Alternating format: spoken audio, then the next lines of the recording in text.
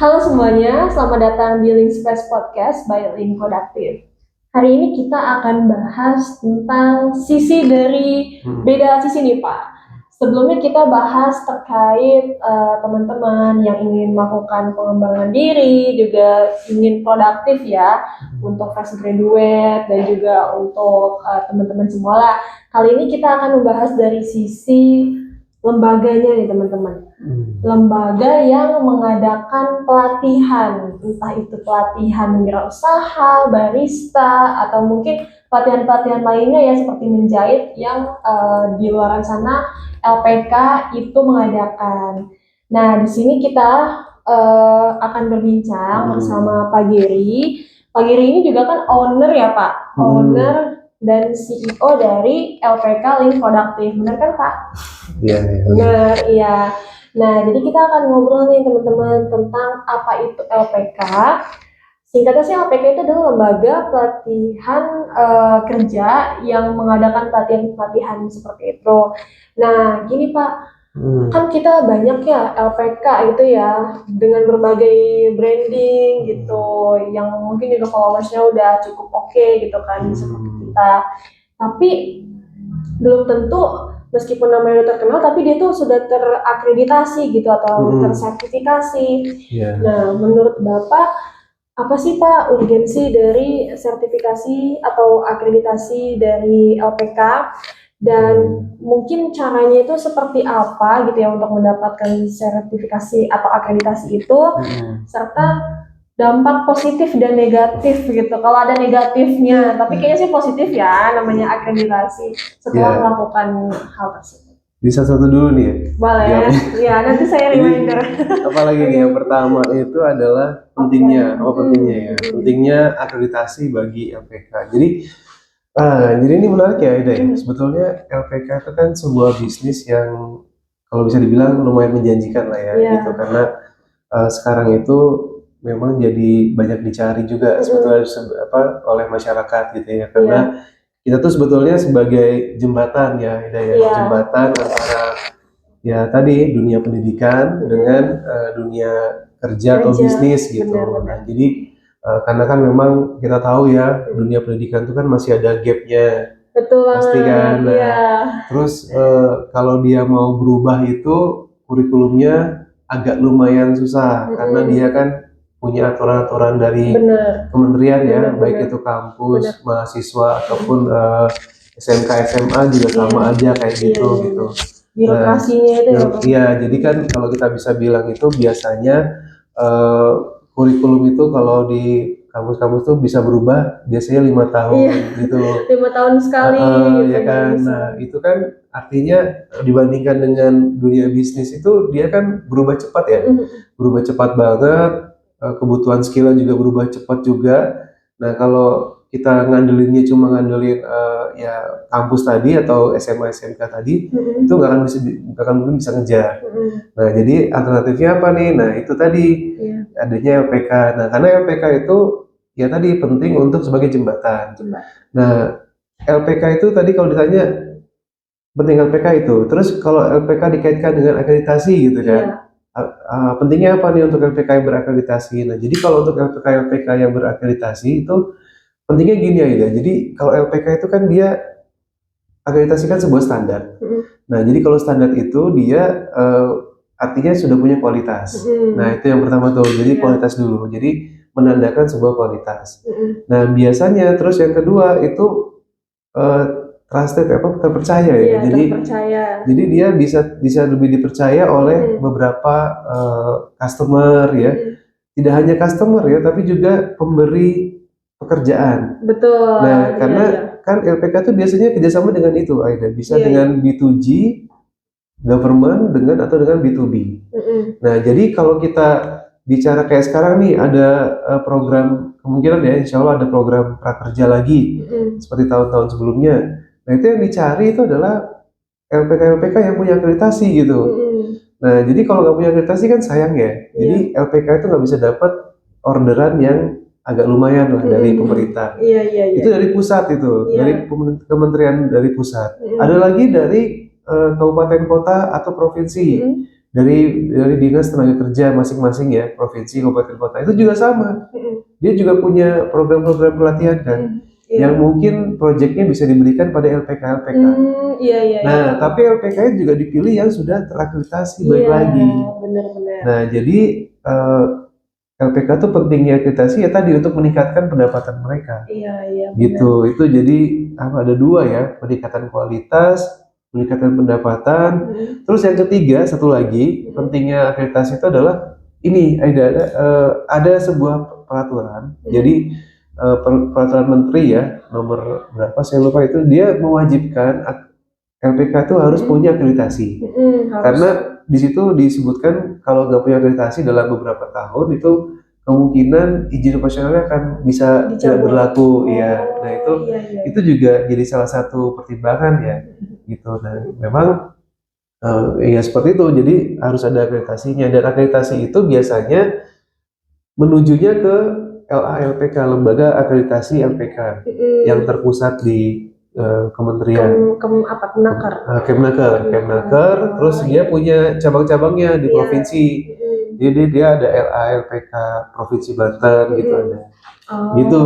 Iya siapa. Ya kebetulan saya juga sebagai salah satu asesornya aja. Nah, jadi asesor Provinsi Banten ya mewakili. Nah, iya sih Pak. Jadi memang kalau secara B2C-nya nih, secara langsung peserta itu meningkatkan kepercayaan buat mereka daftar ya. Secara B2B-nya buat dapat project gitu ya Pak. Dipercaya juga. Pendapatan ya. Sama untuk yang kalau ke perusahaan juga bisa juga bisa. Itu lebih juga menguatkan. Karena kan di company profile kita bisa kita masukin tuh akreditasi gitu. Benar. Karena kan perusahaan juga butuh pengembangan SDM ya Pak ya. Jadi bisa tuh kalau misalnya LPK-nya sudah terakreditasi, sudah trusted, itu bisa menggunakan LPK tersebut sebagai vendor lah ya. Iya betul. Kan mereka juga butuh kan pelatihan gitu. Betul banget. Benar sih Pak. Dan Pak Giri ini juga sebagai asesor ya Pak ya. Asesor baru. Jadi teman-teman gitu ya yang punya LPK nih atau mungkin lagi bekerja di LPK terus mau melakukan sertifikasi gitu ya atau akreditasi, itu bisa konsultasikan dulu ke Link Produktif. Datang dulu aja ke sini apa ya? Iya betul, bisa. Betul. Nanti bisa kita bantu untuk arahkan gitu ya. Karena kan kita juga punya kayak punya teman lah gitu ya, punya teman yang bisa membantu pengurusan itu. Punya link ya, channel link lah ya. Punya channel kita. Karena kan bisa bantu ke arah situ. Gitu. Karena kita tahu juga kadang-kadang LPK itu kan mereka punya keterbatasan waktu. Terus juga proses akreditasi itu nggak mudah.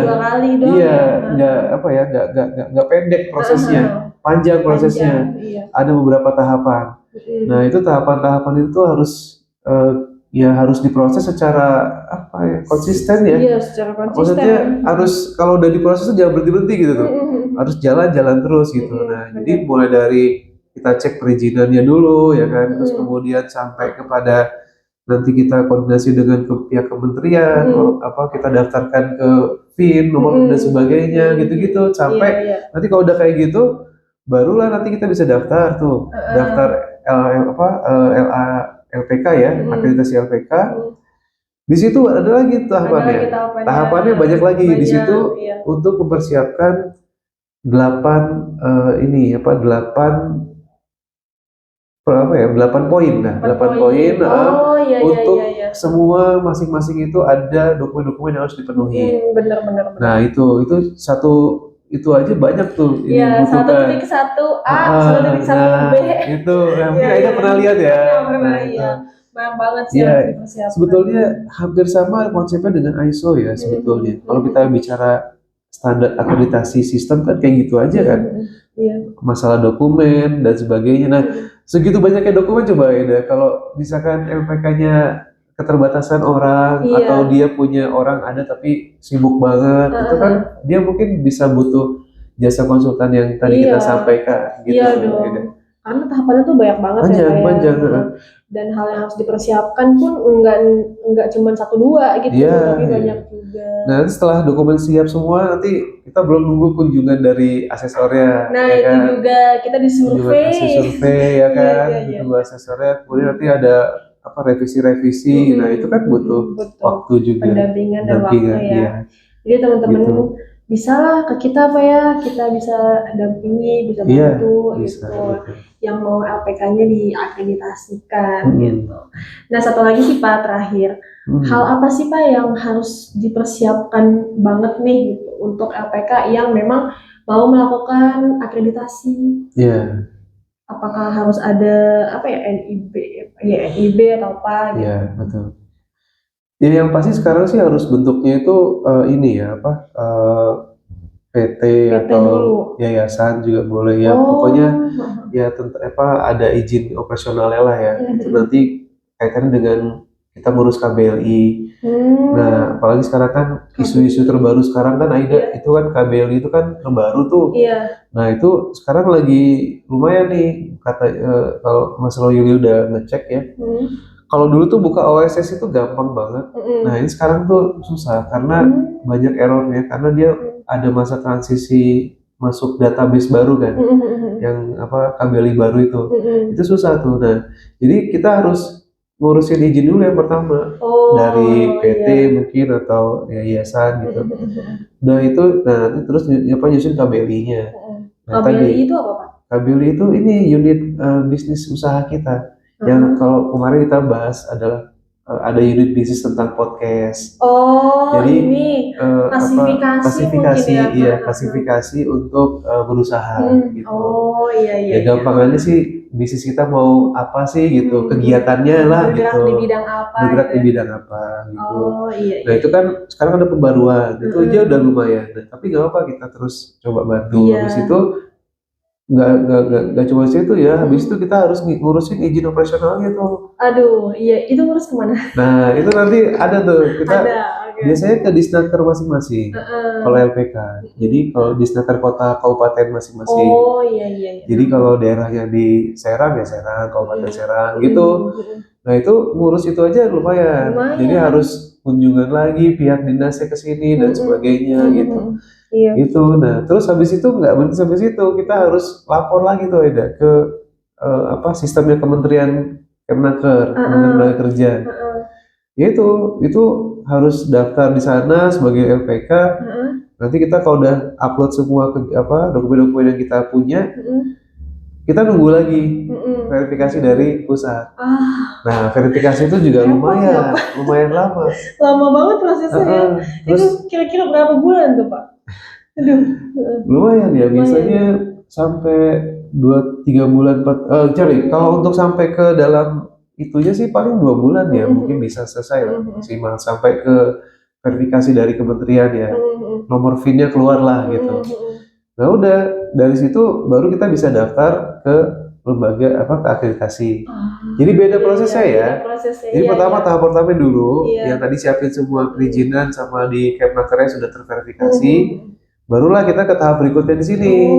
Itu dia beda dia. Di situ baru masuk ke situ.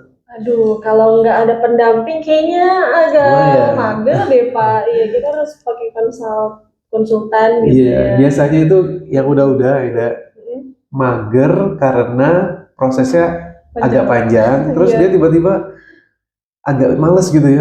Jadi kayak, waduh kok gini ya, kok agak lama ya. Jadi dia udah mager tuh kan, habis itu akhirnya magernya kelamaan. Gak selesai akhirnya. Magernya kelamaan, gak diproses-proses lagi. Biasanya kayak gitu. Iya sih, benar. Jadi udah berlalu waktu, lewat tahun depan lagi, kayak gitu. Tahun depan lagi, sampai akhirnya nggak urus deh. Iya. Padahal tuh sebetulnya ada program yang gratis dari akreditasi itu dari pemerintah. Jadi dia ada anggaran, kalau di Provinsi Banten dia ada anggaran untuk akreditasi tuh. Jadi bisa gratis. Cuma dia harus cuma satu yang diakreditasi program keahliannya. Ada slot gratis. Ada slot gratis, nah itu bisa dimanfaatkan gitu. Karena kalau bayar ya agak lumayan juga ya. Jadi bayar ya? Harusnya bayar, tapi saya pikir gratis. Oh Pasti iya. bayar lah ya kan. Bayar ya. AISU juga bayar kan. Iya sih, iya sih. Ini juga Cuma bayar. kan alhamdulillahnya kan dari pemerintah kan banyak anggaran yang bisa dialokasikan Banyak untuk subsidi, itu. subsidi. Iya. Iya, iya. Subsidinya full lagi. Full, iya ini bukan subsidi ini mah. Jadi kita cuma apa ya, Aida? Cuma tinggal nyiapin apa keinginan kita aja gitu. Niatnya apa Sama effortnya. iya effortnya, semangatnya gitu. Memang agak lumayan gitu. Ya Iya, itu. iya, iya. Ya soalnya gini loh, kadang-kadang apa sibuk ngurusin pelatihan-pelatihan, Heeh. udah habis waktunya. Iya, Untuk udah ngurusin habis. akreditasi udah nggak ada waktu. Udah nggak ada waktu. Makanya itu bisa kita solusikan, ya. Bener banget sih Pak. Gitu Aida. Oh iya sih. Jadi Gitulah pokoknya dunia LPK dan dunia akreditasi. LPK, iya. Iya, bener sih Pak. Memang kalau nggak dibantu, apa ya, nggak menggunakan pendamping lah ya, itu bisa semakin lama prosesnya. Benar. Dan di sini fungsinya kita adalah mendampingi gitu ya, supaya kalian tuh tertrack gitu loh Pak. Nggak jadinya mager 5 tahun terbengkalai ke akreditasi. 5 tahun. Misalnya dia juga kayaknya udah ganti standar lagi gitu. Tapi itu terjadi loh. Ada kan? Iya. Jadi waktu saya ngerasain waktu LPK kita ini baru akreditasi yang pertama, itu sistem waktu di bagian sini itu belum otomatis kayak sekarang, maksudnya belum berupa software. Jadi kita kalau buat itu masih di print ya, di print habis itu setumpuk ini kirim, habis itu jadi dicek sama asesornya gitu.